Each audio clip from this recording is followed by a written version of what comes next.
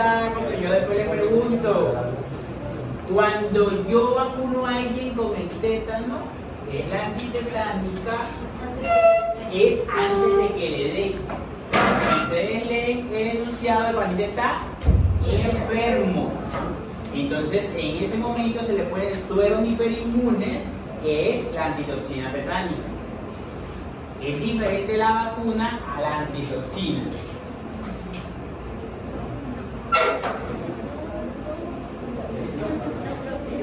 ¿Alguna otra pregunta? Son dos cosas totalmente diferentes. La vacuna es un inocuo pequeño para estimular mi sistema inmune, para que yo produzca mis propios anticuerpos antes de que le dé. O sea, la vacuna que te ponen cuando tú naces. Eso es la vacunación. La vacuna que te ponen cada 10 años las mujeres, esa es la vacunación. El esquema de 5 dosis que te colocan para entrar a la universidad, esa es la vacunación. Esa es la vacuna. Nunca has tenido tétano. Pero ¿por qué la cosa dice que mientras se da la enfermedad? Por eso, porque el activa es cuando tú tienes el contacto directo con el patógeno y creas un cuerpo. Y la vacuna es si no le ha dado. Y la vacuna es si no le ha dado. Por eso es activa. ¿Por qué? Porque te vas a estimular con el inocuo pequeño. O sea, una vacuna, igual vamos a ver una clase de vacunación específica, pero una vacuna es un pequeño péptido ¿de qué? Del patógeno. Entonces, el neumococo es un pequeño péptido de neumococo para que se estimule tu sistema inmune. Esa es una vacuna. Y un suero es, ¿cuáles son los dos sueros más importantes que utilizamos? El del toxoide, que es la antitoxina, y el suero artiofídico, el que le ponemos a los cuando tenemos accidentes ofídicos. Esos son los dos sueros más comunes que utilizamos. En el suero, lo que vamos a hacer es que le colocamos ya los anticuerpos que yo hice en una rata. Pongamos un ejemplo. Yo le hice los anticuerpos en una rata, se los extraje y se los coloqué a ti. Por eso es pasivo. Artificial porque lo estás haciendo manipulándolo, nosotros dañando los genes. Es natural cuando los anticuerpos los hace tu madre y te los transfiere a ti los primeros 6 meses.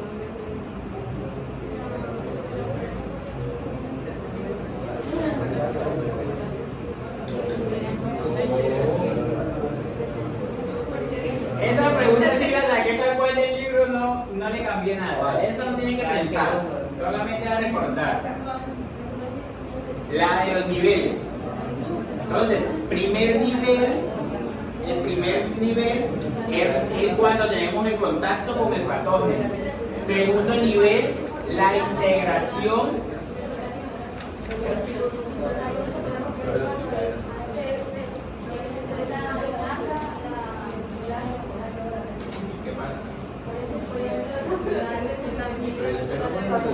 No, porque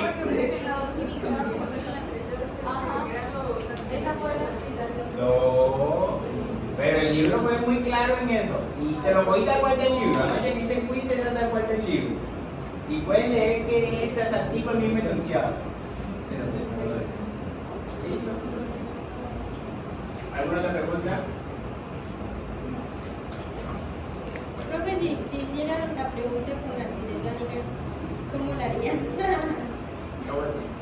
O sea, si no hubiese hecho la pregunta con el suero, sino con la vacuna. Con la vacuna nada, si tú le pones un ejemplo de vacunación a un paciente de 16 años contra con la antitetánica, ¿qué tipo de inmunidad sería? Ahí sería activa artificial. Ya no me va a preguntar esto en parte.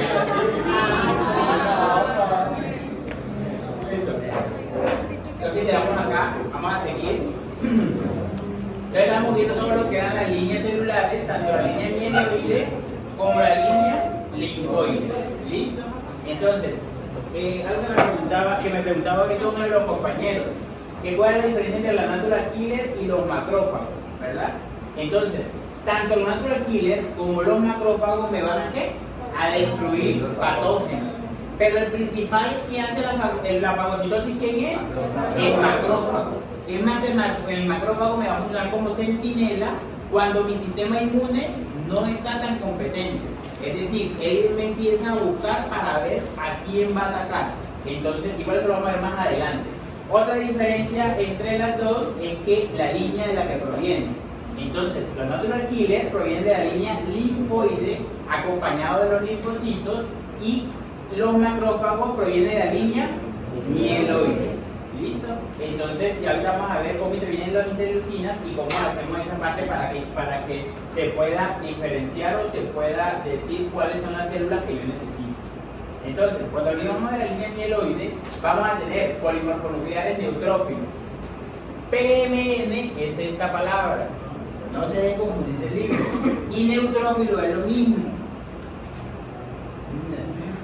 Entonces, acá de polimorfonucleares PMN y neutrófilos es lo mismo.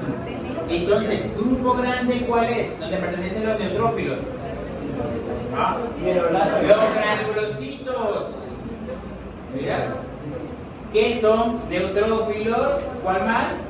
Basófilos, eosinófilos y no. Y los mastocitos. Son cuatro. Los mastocitos. Profesor, una pregunta no era que yo, bueno, no estoy seguro, pero había leído que los macrófagos, cuando asesinaban por así decirlo una célula, era porque ya tenían como la antígeno. Y en caso de las células asesinas naturales, ellas asesinan una célula sin que tengan antígeno. Sí, por lo menos cuando se hace apoptosis de las células, muchas veces intervienen las natural killers y no los macrófagos. Sí, entiendo lo que le está diciendo lo que le preguntó la compañera. Lo normal es que el patógeno vaya a estar marcado con ¿quién? Con un antígeno. A él está marcado con un antígeno, me va a actuar principalmente ¿quién? Los macrófagos. ¿Listo? Por eso es que son los principales que me hacen la fagocitosis. Pero las natural killer, que también me pueden hacer toda la parte de la destrucción celular, pueden ser sin que estén marcadas. Entonces pueden ser por lo menos las que van a ser por muerte programada. Eso se puede hacer por natural killer. ¿Listo?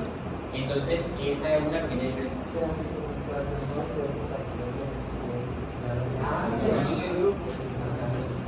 Hay un compañero que se la comparta yo. Entonces, de la línea mieloide vamos a tener entonces los mastocitos, ¿los qué? Los eritrocitos, las plaquetas, no, línea final, las plaquetas, basófilos, eosinófilos, neutrófilos y monocitos. De los monocitos, entonces recuerden de que estos se pueden estimular para formar células dendríticas y macrófagos. ¿Listo? Vamos a ver cómo se hace cada una de esas. ¿En qué circunstancias queda mal decir referirse a las células dendríticas y macrófagos? Pero dice que tienen la misma función, pero Depende de la ubicación. Porque las células dendríticas las podemos conseguir, o sea, por lo menos en varias barreras naturales. En cambio, las células de láminas solamente van a estar en la piel. Entonces, por eso era que anteriormente se hablaban que eran de pero por ejemplo, ellas también atrapan los... Sí, la de láminas. los llevan a lograr. Sí, lo llevan a lograr. Tiene la misma función. Entonces, ¿cuándo se me va a activar cada uno de estos? Dependiendo de lo que yo necesite. Eso es lo que vamos a ver ahora, cómo intervienen las diferentes interleuquinas para poder activar cada uno.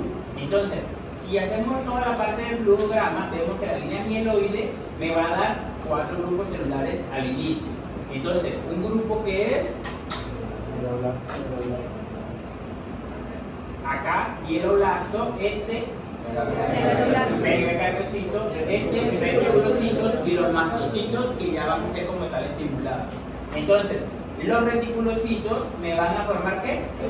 Eritrocitos. Los megacariocitos me van a formar la plaqueta o tromboblastos o trombocitos, que es lo mismo, ¿listo? A veces en el libro menciona cualquiera de los dos. Y de los mieloblastos, entonces, basófilos, eosinófilos, neutrófilos o monocitos. momento es que nosotros tenemos que ver de que de acá van a formarse que siempre lo que se llaman glóbulos blancos, que es este grupo. ¿Listo? De esos grupos que se forman como glóbulos blancos son los que me van a hacer la diferenciación por cada una de las infecciones o cada una de las inflamaciones. Entonces, eso es lo que llamamos la clase pasada, que por lo menos cuando se elevan los basófilos, cuando hay un cuadro alérgico, la liberación de hongos, los eosinófilos, parásitos, hongos y alérgicos igualmente. Los neutrófilos, bacterianos, aunque también algunos cuadros inflamatorios. Y los monocitos, enfermedades autoinmunes o inflamaciones crónicas. Entonces, acá ya que una compañera me compartió ahorita este cuadro hemático, entonces vamos a hacer la definición de los grupos. Entonces, ¿qué es lo primero que yo voy a ver si voy a revisar la línea blanca? ¿Qué tendría que ver? Los glóbulos blancos. ¿Cuáles serían acá? Los leucocitos. ¿Listo? Entonces, ¿qué tengo que ver yo al inicio? Siempre el número. Si ese número está normal, lo más probable es que no vaya a tener alteración en ninguno de los que, en ninguna de las células finales. ¿Listo? Entonces, si este número, por lo menos en esta compañera, eso depende del laboratorio, algo que tienen que tener presente. Estos valores dependen de muchas cosas, de varias cosas. Primero, del laboratorio. Segundo, de la edad del paciente. Y también tienen que ver de cuáles son las condiciones como tal del paciente en ese momento. Entonces, siempre tenemos que ver eso para poder saber los números de leucocitos. Entonces, si nos vamos atrás, ¿cuántas líneas celulares tendría que revisar? Sin los mastocitos. Sin los mastocitos. 3. No. ¿Por qué los mastocitos no? Porque ella tiene una función muy específica que para reacciones alérgicas. ¿Listo? Entonces, en una persona normal, que yo le estoy investigando, por lo menos si tiene una neumonía, entonces yo que le voy a revisar la línea blanca, la línea roja y los trombocitos, la línea de las plaquetas. ¿Listo? Entonces, vamos al ejemplo. Lo primero que le voy a revisar va a ser el número de leucocitos. ¿Cómo lo tiene esta paciente? En 5200 está normal. ¿Listo? Porque el valor es de 4500 a 11000. Igualmente, lo normal, dependiendo de este laboratorio, lo normal es que sean de 4.500 a 10.000 en adultos. En los niños y en las mujeres embarazadas, ¿cómo van a estar estos leucocitos? Más altos, porque ellos tienen tendencia a cuadros inflamatorios. ¿Listo? Entonces, cuando el niño nace, puede tener niveles hasta de 15.000, que es normal. Igual es cuando el bacteriólogo le pone allá la edad al cuadro hemático, inmediatamente el sistema le arrastra acá el número normal para la edad. Y si tiene duda, pues escribe en Google leucocitos, pediatría, y ahí salen todas las edades dependiendo de cada una de las edades. ¿Listo? Entonces, si ya tenemos de que la paciente tiene los leucocitos normales, pero igual vamos a ver si después tenemos una alteración celular. ¿Por qué? Porque yo puedo tener de que mi cuadro infeccioso no es tan severo o no es tan elevada la reacción para que los leucocitos no estén altos, sino que estén normales. Pero si yo tengo una infección por lo menos por bacterias, ¿qué se me debe elevar? Los neutrófilos. Entonces, por lo menos, esta compañera tiene los neutrófilos normales. Entonces, puede ser que sí tenga una infección bacteriana, porque esto no siempre es, o sea, no siempre se eleva de la misma forma. Pero si yo veo acá, yo les puedo decir, no, podemos estar tranquilos porque una bacteria no tiene. Puede tener lo que sea, pero no es una bacteria. Entonces, ahí estamos viendo primero los niveles de ¿qué? De inflamación y de infección, van a estar normales. Segundo, no es por bacterias. Pero yo quiero saber si es por virus. Entonces se elevan los linfocitos. ¿Listo? Esta linfocitosis, si se eleva, entonces siempre voy a pensar que es por virus. Por lo menos pacientes con COVID, los linfocitos siempre estarían elevados. ¿Listo? Pero yo ya no sospecho ni que sea por bacterias ni por virus. Entonces yo pienso que es una enfermedad crónica. ¿Qué se me va a elevar? Los monocitos. Y si yo pienso que puede ser por lo menos una reacción por hongos, por parásitos o por entonces lo consumo. O si no, lo paso bien. ¿Qué pasa cuando tienes valores bajos? Está ganando el sistema. Está fallando el sistema. Ya. Entonces, lo que pregunta el compañero, hay varios puntos que eso se puede alterar. Entonces, lo normal es, yo tengo una infección. Cuando la infección va aumentando, estos niveles de leucocitos van aumentando. Pero cuando ya es una infección muy severa, ya no hay respuesta de nada. Esos linfocitos bajan abruptamente. Eso se llama leucopenia. Cuando un paciente tiene los leucocitos, un ejemplo, en 3000, me debo yo preocupar más en ese paciente que el que lo tiene en 20.000. Porque lo más probable es que el cuadro de sepsis es tan severo que la leucopenia es severa. O sea, ya en ese momento no responde el sistema para nada. Y por eso no están produciendo los niveles adecuados de leucocitos. Pero eso ya cuando la infección es muy severa. En las enfermedades autoinmunes, muchas veces estos leucocitos también están bajos, porque muchas veces se atacan a esos leucocitos. Y en personas que, por ejemplo, le disipan el vaso, tendría todo ese valor bajo. Tendría todo eso, obviamente. Porque recuerda de que, o sea, de que el vaso no es el único que me va a hacer ninguna de las funciones. Siempre va a haber uno que me va a reemplazar a ese. Pero por lo menos sí puedo tener niveles bajos de qué? De la línea roja. ¿Por qué? Porque no se me está reciclando entonces la parte del hierro y eso me está afectando los niveles de la línea roja principalmente. Entonces ya por eso he hecho más por esa parte. Pero también por lo menos si el paciente tiene una afectación del vaso, es decir, que el vaso le funciona de más y hace que me elimina las células de más, entonces estas líneas celulares también se me van a bajar.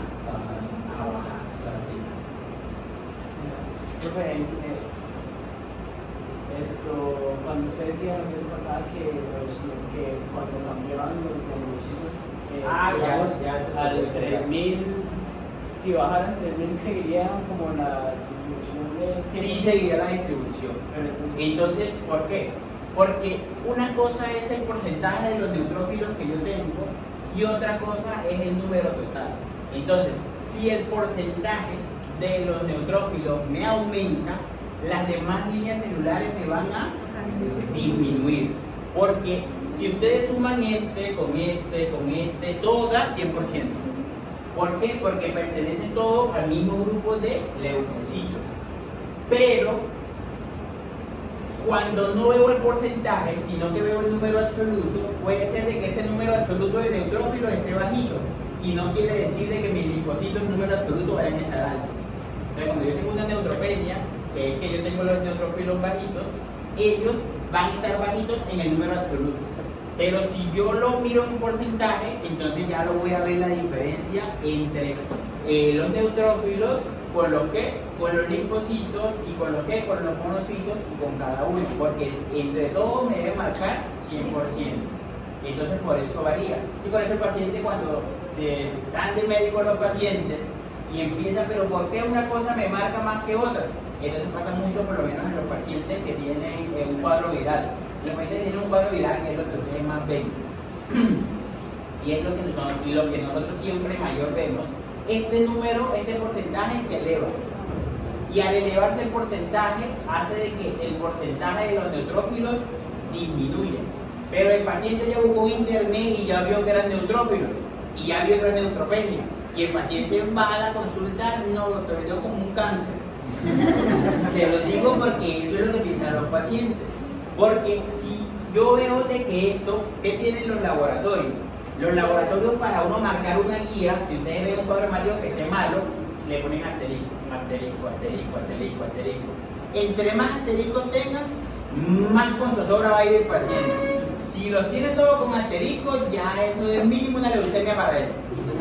Entonces, ¿qué pasa? Que los asteriscos también van marcando de que los números pueden ir variando.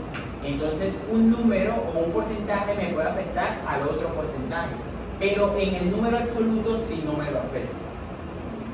Porque este número absoluto sí no me va a marcar ni 10, ni 100, ni 1000. Este número absoluto me va a marcar el número de neutrófilos que tiene el paciente en ese momento, o el número de linfocitos que tiene, o el número de eosinófilos que tiene. Por el valor absoluto sí, pero depende, ¿Por qué? Porque por lo menos nosotros casi siempre nos guiamos mucho más por el porcentaje para ver el cuadro inflamatorio que tenga el paciente hacia dónde lo puedo atribuir más. Si hace un cuadro viral, o si hace una alergia, o si definitivamente es un cuadro bacteriano. Entonces, por lo menos, si usted tiene una apendicitis, siempre va a tener leucocitosis con neutrófilos altos, porcentaje de neutrófilos altos, con neutrófilos altos. Entonces, eso me va a variar los demás. Pero cuando ya son enfermedades, por lo menos autoinmunes, siempre me voy a guiar por el número absoluto. O sea, siempre me voy a guiar por el número absoluto como tal, que esté dentro de los rangos normales. ¿Sí? ¿Alguna pregunta hasta ahí? Profe, no entendí lo de La de la apendicitis.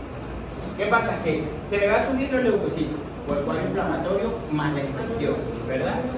Y se me va a subir los neutrófilos porque va a ser un cuadro casi siempre bacteriano.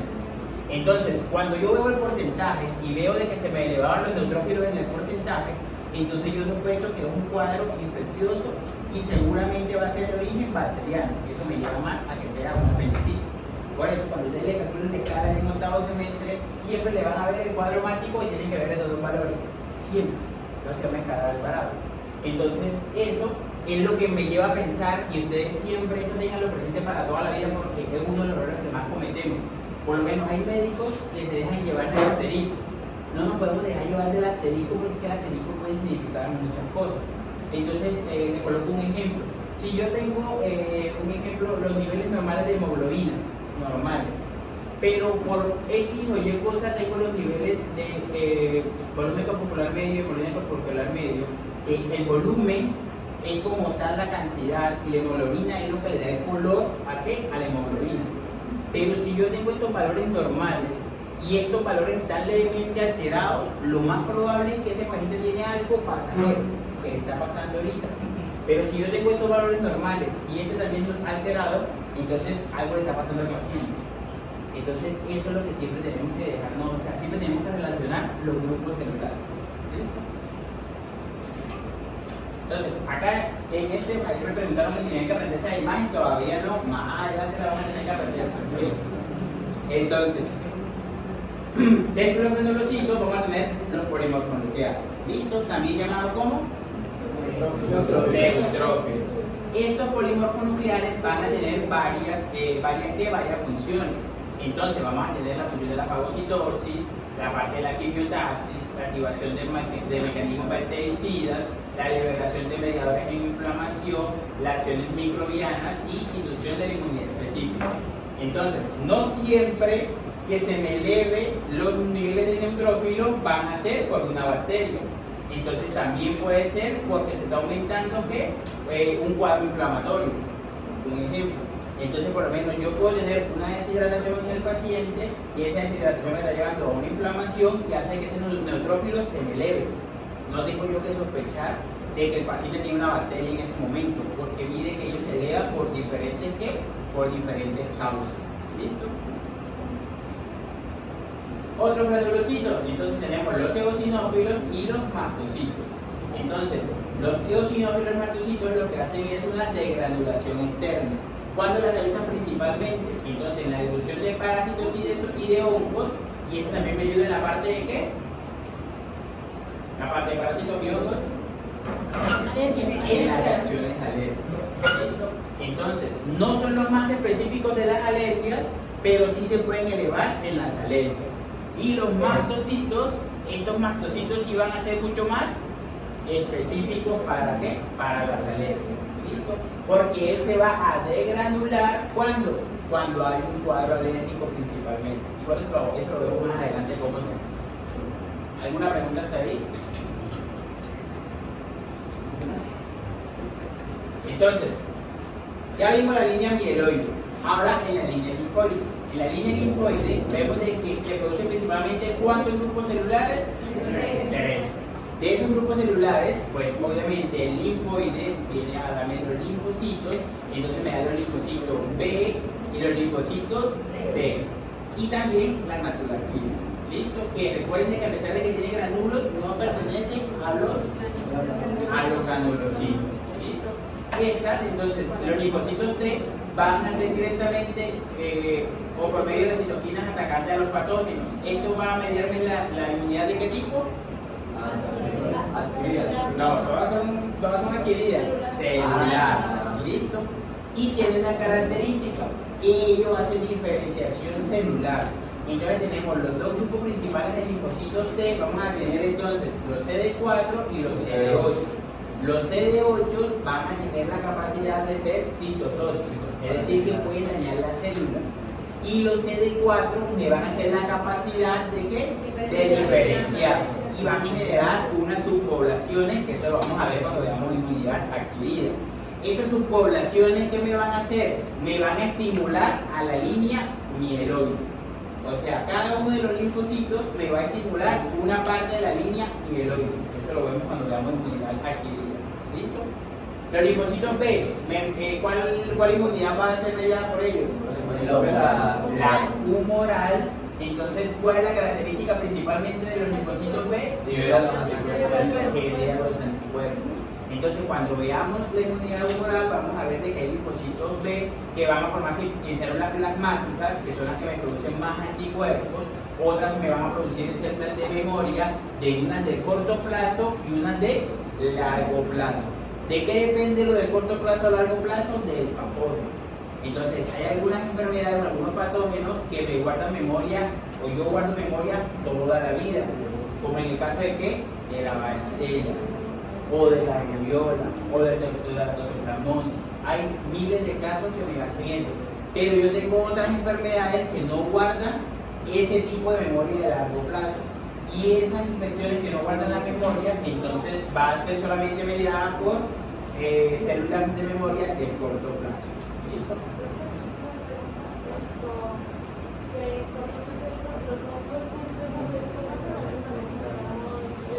Casi siempre para los hongos generamos una respuesta innata, no generamos anticuerpos. Listo. ¿Qué se lo vamos a ver? Lo que me puedes especificar quiénes son los granulocitos de la glándula P. Los granulocitos de la glándula P. Para atacar a lo que nos está atacando a nosotros. Pero lo que es diferenciado. Que en los macrófagos el patógeno va a estar marcado. En cambio aquí te pueden atacar por lo menos a las células que estén apoptóticas. O sea, no tienen que estar marcados ni neutralizados con ningún tipo de antígeno. Estructuralmente es malo o algo así. O sea, ataca por la célula. Sí, probablemente atacar esas células malas. Los macrófagos lo marcan antes o después de atacarlo. O sea, pues yo lo que recuerdo que había leído, que los macrófagos en un principio, como hacen parte de la inmunidad innata, pues ellos intentaban de atacar el patógeno y decían que era por la fagocitosis, y si no lo podían eliminar, ahí sí lo marcaban. Ya esto lo vamos más adelante. O sea, lo marcan, o sea, que hay dos formas de cómo lo marcan. Él puede ya estar marcado para ser reconocido por el macrófago.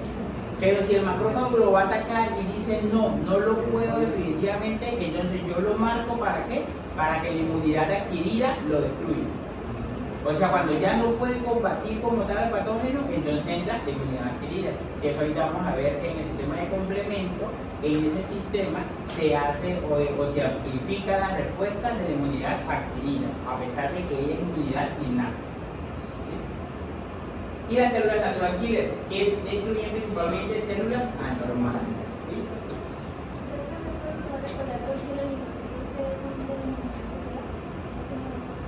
Porque son los ataques que están dentro de la célula. Y es el primero que se produce. Porque ese linfocito T, posteriormente de que se ataque y que se comporta completamente el patógeno, es el que me va a presentar al linfocito B para que el linfocito B guarde la memoria. Entonces, efecto de la respuesta inmune. Entonces, esto lo habíamos visto ya, lo habíamos hablado un poco en la primera clase. Cuando yo tengo una respuesta inmune, yo puedo ser atacado por moléculas extrañas patógenas, puedo ser atacado por moléculas extrañas no patógenas. Entonces, un ejemplo de moléculas extrañas no patógenas, el polen, el pulpo, cualquier tipo de inocuos o cualquier tipo de sustancias que no me produzcan daño. ¿Listo? Normalmente, para tener un sistema inmune normal. Esas son moléculas extrañas no patógenas. Y también podemos tener moléculas propias.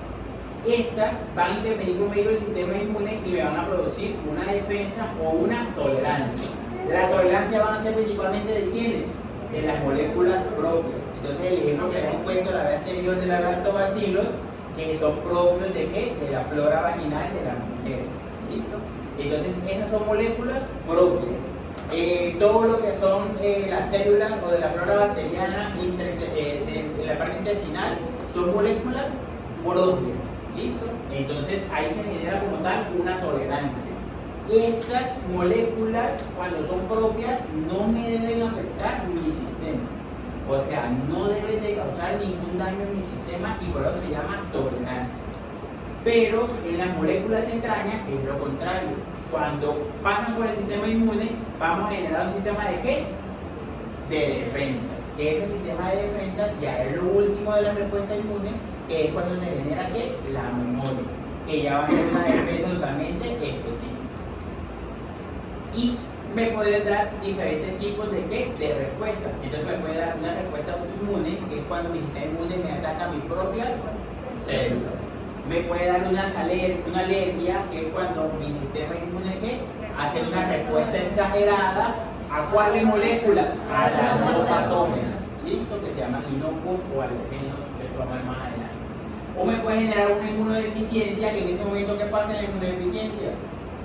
Mi sistema inmune no puede dar una respuesta. Entonces las bacterias, los hongos, los virus que normalmente no atacan a los demás, al que tenga una inmunodeficiencia sí los van a atacar. ¿Qué le pasa a qué paciente? A los de VIH, a los de diabetes, a los de cáncer, a los trasplantados. Cuando se refiere a defensa, nosotras estamos patógenas, es cuando se inflaman las vías respiratorias. No. Cuando pasa por el sistema inmune, esa molécula entra en patógena, me guardan una memoria y me guardan una defensa. Ah, ok. O sea, queda como tal la respuesta de anticuerpos contra esa enfermedad específica. Porque yo no voy a decir algo anterior.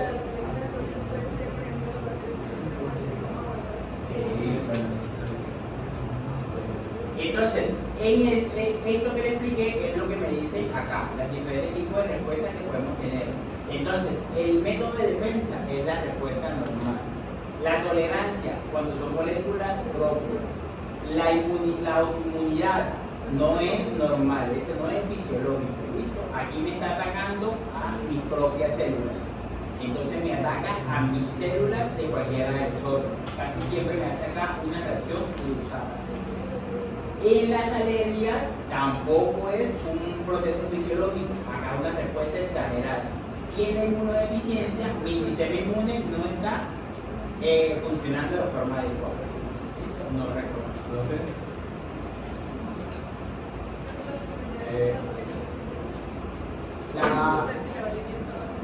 ¿Sí?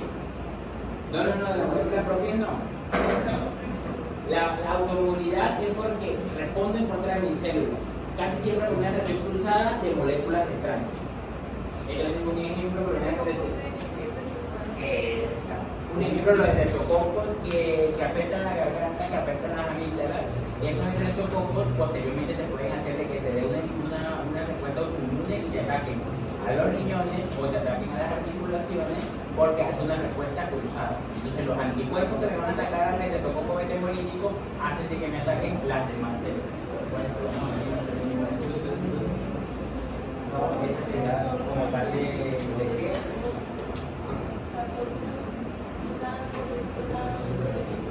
No, sería una respuesta normal. Porque las ampollas salen en posterior. O sea, este paciente está bien.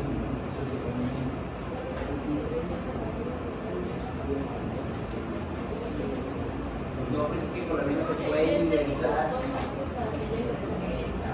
O si tú te fracturaste, o si se te fractura la boca. Entonces, algunas células que participan en el mecanismo de defensa, entonces el hidrocito captura complejos inmunes, que el complejo inmune ¿qué es? La unión de antígenos con anticuerpos. ¿Listo?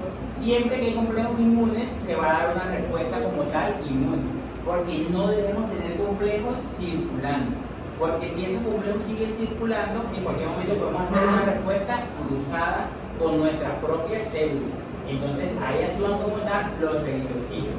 Estas moléculas son compuestas por la unión de antígenos y anticuerpos, que es lo que llamamos complejo inmune.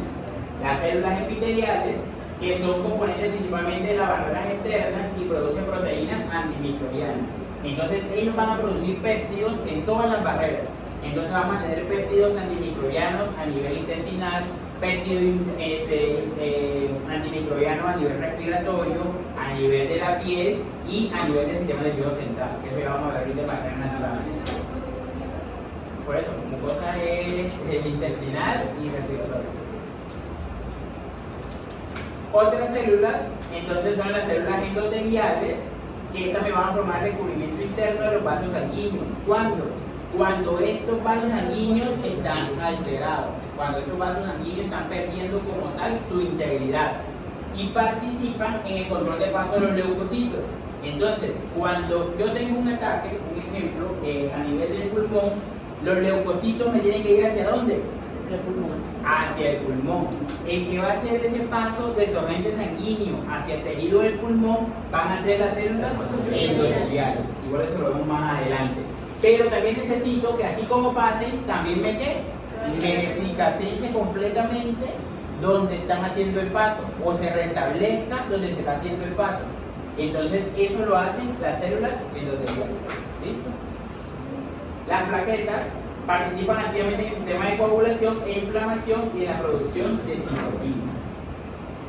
Y por último, entonces ahora sí, la hematopoiesis.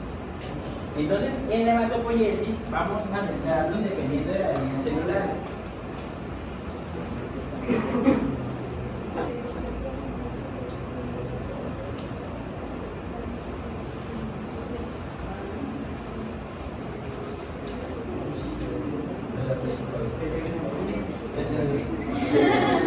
Entonces vamos a centrarnos principalmente primero en las primeras líneas, ¿listo? Entonces lo que vimos ahí en moradito, ahora lo vamos a ver acá desde que sale de dónde? Desde la médula ósea. Entonces, ¿qué es lo primero que va a salir de la médula ósea?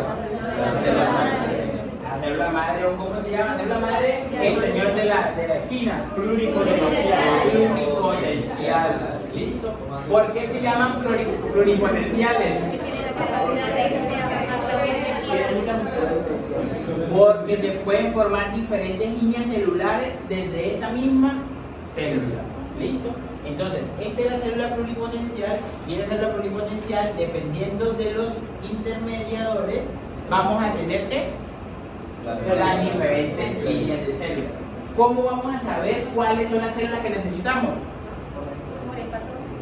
No, por el patógeno, por el ataque que tengamos. Entonces, me hicieron un ejemplo, tengo una herida cortopunzante en los miembros inferiores. Primero necesito eritrocitos y plaquetas. Después necesitaré otras cosas, pero lo primero que necesito es que se empiecen a producir eritrocitos y plaquetas. ¿Listo? ¿Por qué? Porque necesito la cascada de coagulación y necesito que se me formen mucho más